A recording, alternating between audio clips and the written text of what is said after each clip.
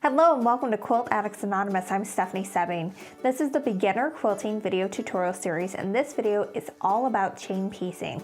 So quilting can take a little bit of time, especially if you're making just one block at a time. So chain piecing is where you sew more than one piece together at a time, so that way you can make more than one block at a time. It speeds up the process because it's kind of like assembly line sewing. But before I show you how to do that, I want to say a big thanks to our sponsors, QT Fabrics. QT Fabrics is proudly sponsoring this video tutorial series from Quilt Addicts Anonymous. Make sure you join in the fun over at qtfabrics.com.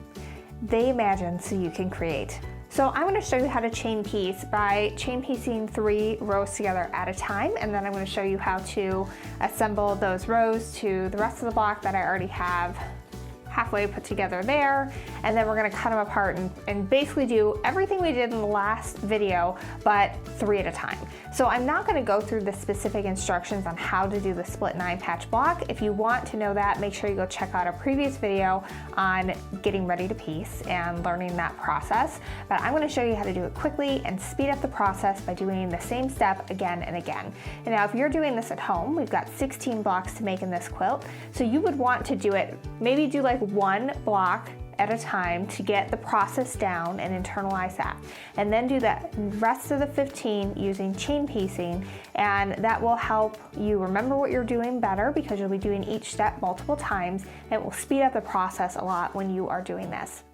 Let's get started. So I've already laid out my pieces for my top row in the order that they're supposed to be in, and I'm just going to take and I'm going to flip them right sides together, and then if you want to pin you can, but I'm just going to line my corners up and I'm going to feed that through the sewing machine.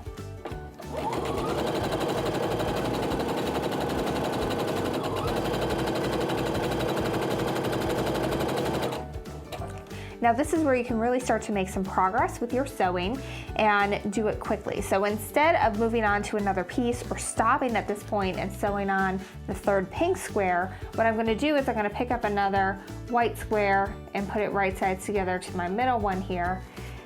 And I'm going to reline my corners up. Again, you can pin at the step if you want to, it's personal preference. Whatever makes you feel better and more confident about having a piecing that comes out. Now I'm going to lift up my presser foot, and with the needle down, I'm going to slide my next fabric in, and I've still got that fabric lined up with the edge of my presser foot. And then the feed dogs are just going to take that next piece and start bringing it through.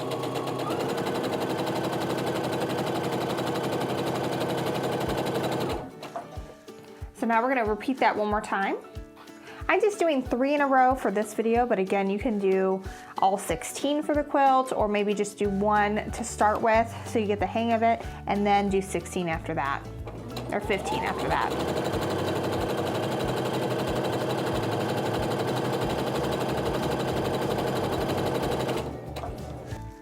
So I finished sewing those 3 together, so I can go ahead and pull my needle up and clip those threads. I like to just use this little razor on the side of my sewing machine to do that, but you could also use those embroidery scissors that we talked about at the beginning as well. So at this point, I like to lay everything back out to make sure that I've got it in the right position to do. So now I'm going to do the same thing, just I'm going to be sewing the pink to my black neutral piece here. So we'll flip right sides together again. Again, you could pin this if you wanted to. I'm just going to line my corners up.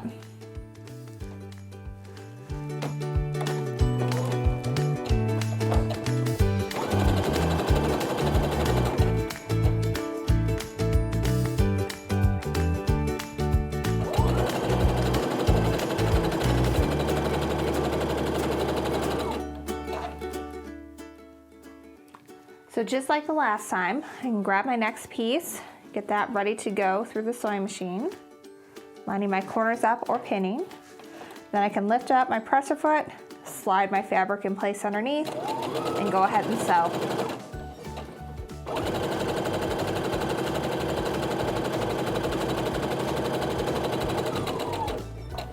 Let's do that last one. And you do kind of get like a pile behind your sewing machine, and it's not too unmanageable, so it usually works out just fine. But especially if you're doing a lot of these, it can kind of get to be a lot of fabric sitting behind there.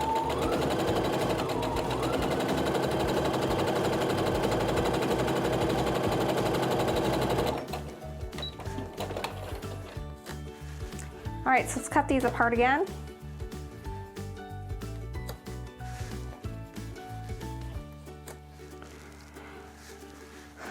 So now my next step is going to be to press them all at the same time. And again, this will save some time for us because we're doing all the steps at the same time in kind of like an assembly line type format.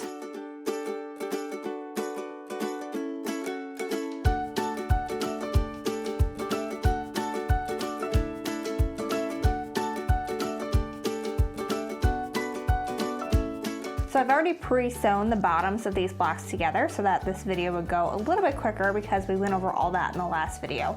Now what I'm gonna do is I'm gonna pin all these at the same time and chain piece all of the big blocks through as well. So we'll go over that next. So again, this is the exact same process as far as putting the block together as we did in the last video. The difference is that I'm going to do them all at once. So I'm gonna go ahead and pin these two. And set the block to the side. And then repeat with my other two, getting everything pinned and ready to go through the sewing machine at once.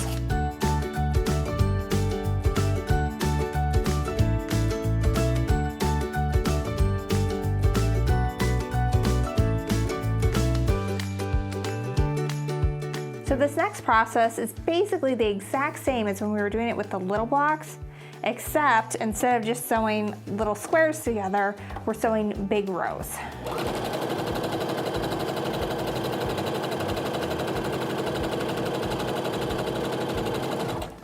Always remember to move those pins out before you come to them.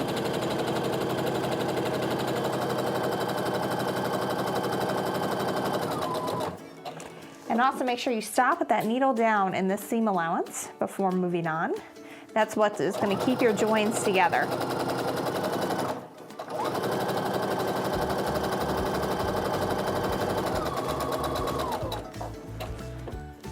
Now I'm going to do the exact same thing we did with the little blocks. Just instead of putting a little block underneath, I'm going to lift this up and put the entire next row underneath to sew. The idea with this isn't to diminish any of the quality of our final block. We're still doing all the steps and taking all the precautions to make sure that all our points are perfect, but we're doing it in a way that just speeds up the process. And you know, if you are doing this, maybe you just want to do 4 at a time, because then you can get 4 blocks finished and you'll feel like you're accomplished and you are ready to tackle the next step. Whereas if you're like doing all 16 and you don't have a ton of time to devote to it, or it's really your first quilt and it's just taking you time to get everything done, you're not able to whip through it, you know, maybe just doing 4 at a time and chain piecing might be the better bet, because then you can look at that and be like, I accomplished something today. I got 4 blocks finished. And that will motivate you to keep going and chain piece the next 4 together.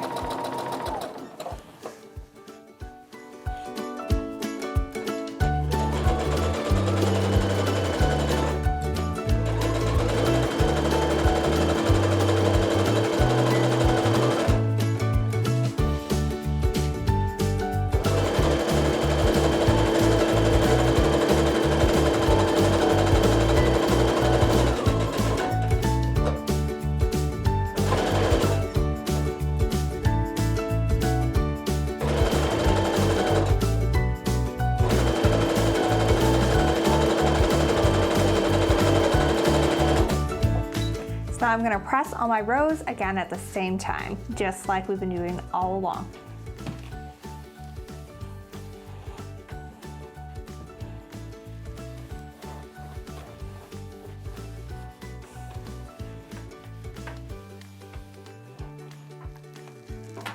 So now I'm going to cut them all apart in half twice, you guessed it, at the same time.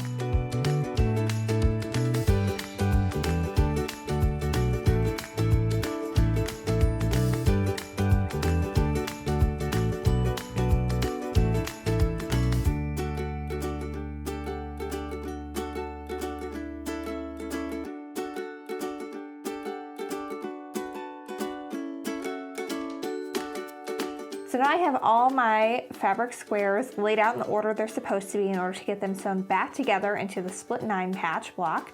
And we're gonna sew them together, say it with me now, all together, all at the same time.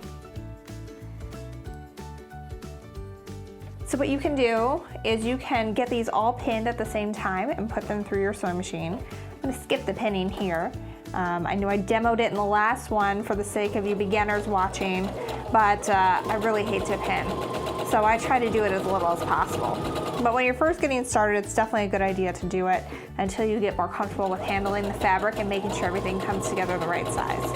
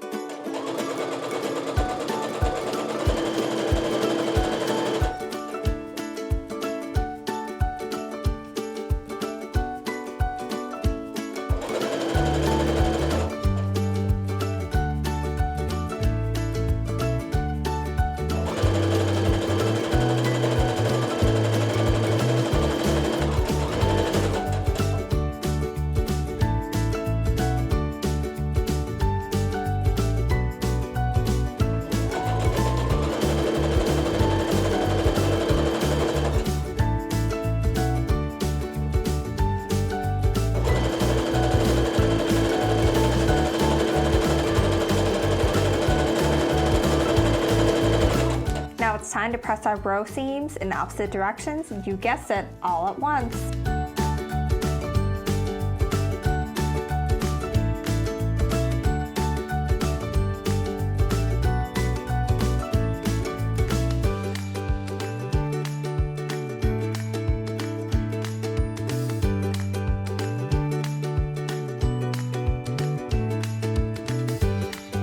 So now I'm going to pin all these and again sew them through, chain piece the entire blocks to finish the blocks off.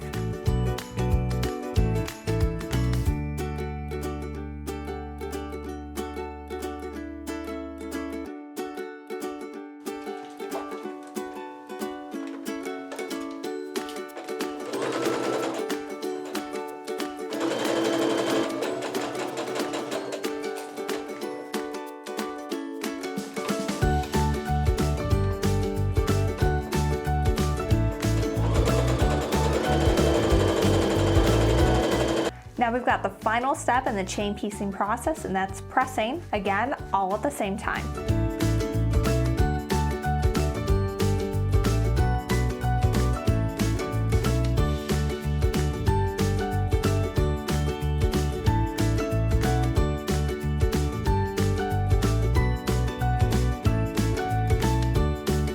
So that's it. I've sewn 3 blocks together in about a little less than 40 minutes by doing chain piecing. And if it takes you longer than that, don't worry. I've been doing this for 10 years, so I know a thing or two. I'm a little bit more comfortable with sewing without pins and going a little bit faster on my sewing machine, so don't use that as like a race. But it definitely helps it go a lot faster than it is if I was just doing 1 block at a time. And it's much less likely that I'm gonna screw something up, because when you're doing them all at once, at least, you know, all your butterflies will end up in the same quarter and you won't have to worry about them getting in weird places as you're sewing. I hope you're enjoying this video tutorial series for beginner quilting from Quilt Addicts Anonymous. Once again, I'm Stephanie Soebbing. If you've enjoyed this, make sure you subscribe to our channel. We release lots of new videos on quilting tips and tricks, and we've got a lot of ones that were released in the past that can help you become a better quilter. And a big thanks to our sponsors, QT Fabrics, for sponsoring this video tutorial series and making some fabulous fabric to make this quilt with. And stay tuned, in the next video I'm going to show you how to put all of your quilt blocks together to complete your quilt top. Very exciting. So, some jazz hands there. Anyway, I will see you in the next video, and until then, happy quilting. QT Fabrics is proudly sponsoring this video tutorial series from Quilt Addicts Anonymous. Make sure you join in the fun over at qtfabrics.com. They imagine so you can create.